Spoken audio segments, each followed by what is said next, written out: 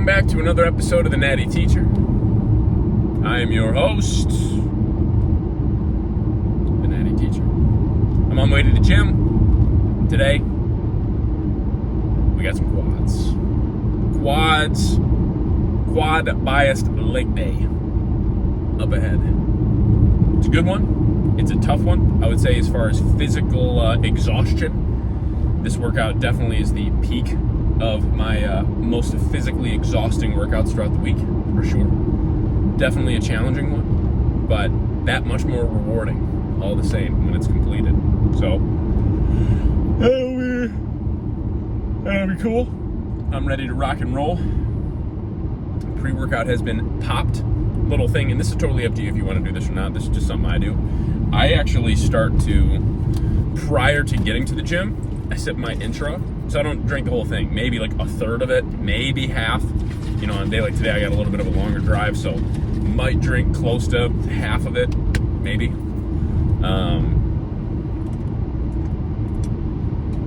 But I like getting my intra in a little bit prior to the workout, just to get a little aminos in there. I got some quick digesting carbs in there as well, in the form of highly branched cyclic dextrin. Yeah, just like to get that into the bloodstream a little bit before starting my workout. So, just personal preference. Obviously, I won't drink the whole thing, but personal preference to kind of get that coursing through the bloodstream prior to start my workout. So, yeah, buddy. Now, on the docket today, handful of different squatting patterns, some leg press, extensions, calf work. We already did our cardio, so half-hour cardio has been logged for the day. Do your cardio, even in the off-season. Even in the off-season. Arguably even more important in the off-season, especially when you're in a really decent caloric surplus, man. Keep that cardio in there. It's going to just help you stay a little bit leaner, keep that metabolism boosted. You're just going to feel better, too. Your endurance is going to be better. Output's going to be better. As long as you are in a true caloric surplus and you're recovering, keep that cardio in for sure. For sure. So got that done this morning, fasted cardio. So legs and then home. Now to start us out, get everything nice and primed up, we'll do some single leg extensions, really focus on the squeeze in the quads, really try to pump as much blood into the quads as possible prior to our bigger compound movements. And then we'll go into our squatting patterns. I usually do those back to back. So get those squatting patterns in, not just to get them done, but to really try to get as much output as possible with our more challenging movements and some leg press, and then we'll go on to calves. And that's it. Then we'll go home and gotta make a little food and eat a little food post-workout. It's gonna be great, man. So that's the goal. That's what we're gonna do. We're gonna plug it in and complete it. So top set of some single leg extensions coming at you right about now. All right, so to get us started, as promised, we got some single leg extensions, trying to get those knees all primed up, get the quads ready to rock and roll, and filled with some good, hearty blood, and go from there. You absolutely can jump right into a compound movement if you would like. I have just found that for me, before I get into any of my squatting or leg pressing patterns, for the most part, I've kind of bounced back and forth between it. I have found that just starting with a basic single leg extension like this, getting those quads nice and ready to rock and roll, seems to work the best. That would be my overall recommendation. So 2 working sets, keeping them in that 10 to 15 rep range per leg would be ideal here. So went up like 2.5 pounds from last week. Oh, good. It's not a huge jump, but it's a jump. And added a rep, I think, to the top and back off set, or like top set and the second set with that same weight. Then we got some good old hack squats on the hardest and heaviest hack squat machine in existence, it seems. That thing is, oh man, it is a challenge. But regardless, we added 2 reps to this bad boy from last week, really creating a ton of knee flexion, really driving that the hamstrings down to the calves, and making sure we are keeping those heels nice and planted on the pad. Felt really good. Getting a nice controlled eccentric on the way down, sitting in the hole for a moment, and then coming back up. Not double bouncing at the bottom, not doing any kind of bounce or anything like that, coming to a complete dead stop, and then pushing hard up out of the bottom. Felt awesome. Very challenging, but felt awesome. Very, very rewarding all the same. So again, you'll see here, I think I got 7 in a row. I will say whenever I get to a particular number, especially for like squatting, and you get to that point where that lactic acid buildup is just kind of taking over and that fatigue's setting in, and you're like, all right, do I keep going or do I stop? Usually for me, the number I have in my head is 2 to 3. 2 to 3 reps is where I could comfortably go without sacrificing form. Every once in a while, I can, maybe hit 4 or 5, but usually it's 2, sometimes 3. Today, it was 3, so that's exactly where I want to be. And now we can comfortably move up in weight, probably just by about 5 to 10 pounds for next week's session, and go from there. So again, top set of 10 here, dropped the weight 20 pounds, did a back off set of 11. So both in that 10 to 12 rep range. Then good old barbell squats with close feet. Nice little heel elevation to allow us to get even deeper and making sure that we're not leaning forward whatsoever. Okay, so sitting those hamstrings right down on the calves, getting them nice and comfy on there, sitting in the hole, and then coming up out of the bottom. There is absolutely no replacement for a good barbell back squat. I firmly believe that. It has been my goal to become a really good squatter, so I'm trying to take the ego out, ignore the weight a little bit, and really challenge myself with what I would argue to be the most challenging variation of squats that there is. Really sitting all the way down, again, with those hamstrings onto the calves. Kind of Olympic weightlifting style squat. It is unbelievably challenging, unbelievably humbling. Obviously, the load I could use, have it, if I only went about halfway down, parallel would be much, much, much greater. But I will say for overall development and for overall musculature, I will say, as I say, I will say a couple times there, going nice and deep like this, I connect with this very well, and it is extremely, extremely difficult. But it's good. It's rewarding to do difficult things. If it wasn't difficult, everybody would do it. Everybody would squat that deep, okay? And again, I really made it my goal. Excuse me. So sorry.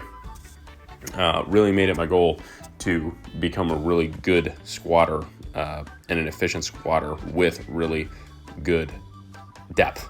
I never squatted to depth in the past, and you can see it in my legs, put it that way. So this off season, I'm squatting to depth, and coincidentally, you can see it in my legs. Isn't that crazy? So with these, I do usually keep these in that, again, 8 to 12 or 10 to 12 rep range. Hit 12, wanted to keep going, and ended up hitting 13, so adding an additional rep on there. So we added 10 pounds to our top set and second set, and added a rep to both of those as well. It was perfect. Then, to close out the quad portion of the workout, we have some good close foot leg press. I did move my heels up relatively significantly compared to my last couple weeks of this movement, purely because I was losing some tension in the quads and putting more tension on the knees with having my feet too low on the pad. So I wanted to make sure that I really kept as much tension on the quads as possible. That's, of course, the goal in this quad session, is to keep as much tension on the quads as possible. That's exactly what we did. Okay, so with that being said, we're driving those heels down to the bottom parts of the glutes, or again, kind of the same concept as with like a squatting pattern we're driving, but instead of driving the hamstrings down to the calves, we're more driving the calves down to the hamstrings. And it felt really, really good. You'd think that an exercise like this would potentially be bothersome to the knees, aggravate it, but it does not. Once you really get that mobility going with different leg exercises and squats and leg press and what have you, and start to build up your strength with that deeper range of motion, if anything, it takes a lot of tension off of your knees. So I really like this, felt really good. After this set, I was absolutely just torched, just gassed, but I still ended up doing 2 working sets of leg press, and again, stayed the same weight from last week, but added a rep to each of those 2 sets. So I went from 2 sets of 12 last week to 2 sets of 13 this week, and with a nice little foot adjustment as well. Yes, but it was great. It was awesome. It was awesome stuff. I did, however, do 3 heavier working sets of some toe press on the leg press as well. That was not recorded. So, and I think I mentioned this in my intro, already did my fasted cardio this morning. Okay, half hour in the morning. So anyways, I think this is our last rep here. Grind it out. Come on now. Get that up. There we go. Come on. There it is. All right. Catch y'all in the outro. Leg A session in the books. Absolutely phenomenal leg workout. Quads are thrashed. Body's drained. I'm freaking tired, man. I'm ready to go home, get something to eat. We're gonna go home, have our post-workout meal. I think I got a little bit more food I gotta make for tomorrow, maybe some chicken, things like that. Get some food ready for tomorrow.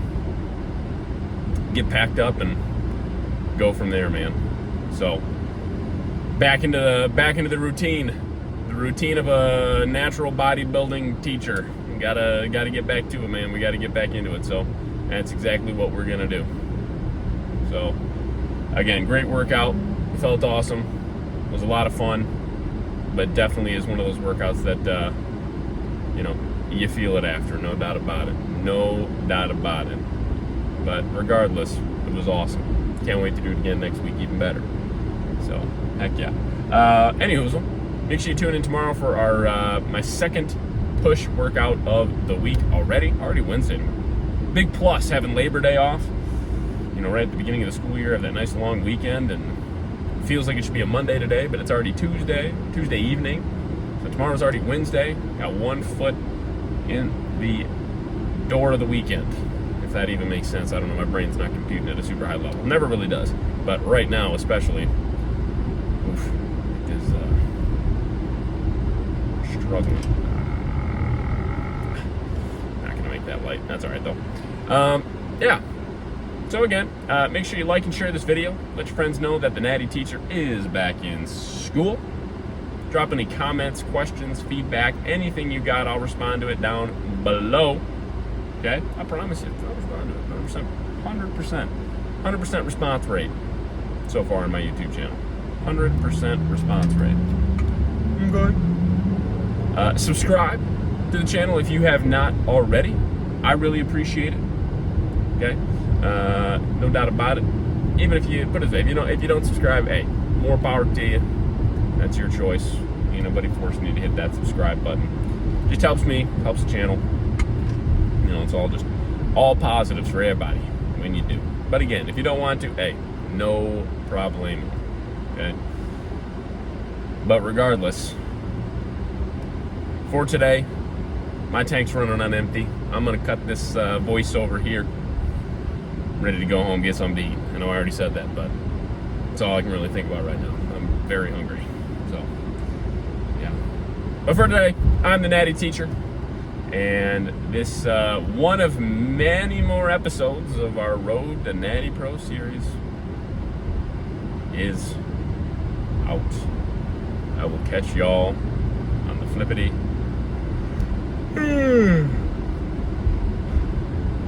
Flop.